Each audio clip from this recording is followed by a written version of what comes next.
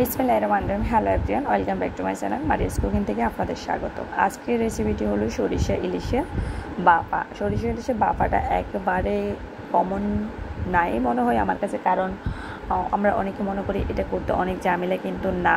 এখানে আমি লবণ আর হলুদ দিয়ে মাছটা আগে থেকে মেখে 5 মিনিট রেখে দিলাম। এখানে আমি 2 কালারের সরিষা নিয়েছে, কালো এবং সাদা। এগুলোকে একটা ব্লেন্ডারের সাহায্যে ব্লেন্ডার করে নিলাম। এরপরে চাটনির সাহায্যে ছেঁকে নিলাম। তারপরে এর সাথে দিয়ে দিলাম হলুদ এবং 1/2 চামচ জিরে, 1/2 চামচ ধনিয়া, স্বাদ মতো লবণ, কয়েকটা আস্ত কাঁচামরিচ এবং 100 গ্রামের মতো সরিষার তেল। এখন সব উপকরণগুলো ভালোভাবে মিক্সড করে তারপরে মাছগুলো এক এক করে এর সাথে দিয়ে দিব।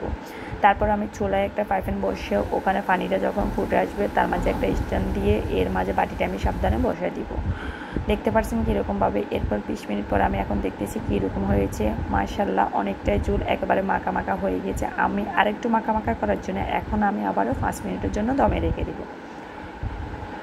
5 মিনিট পর এখন আমি আপনাদের সাথে পরিবেশন করে দেখিয়ে দিব যে আসলে কেমন হয়েছে কিনা। ওয়াও, দেখতে পারছেন।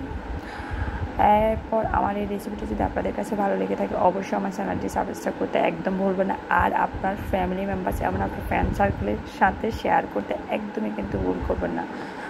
দয়া করে যদি ফেসবুক থেকে দেখিয়ে থাকেন তাহলে লাইক এবং ফলো দিয়ে পাশে থাকবেন। আল্লাহ হাফেজ, সবাই ভালো থাকবেন, সুস্থ থাকবেন। আসসালামু আলাইকুম।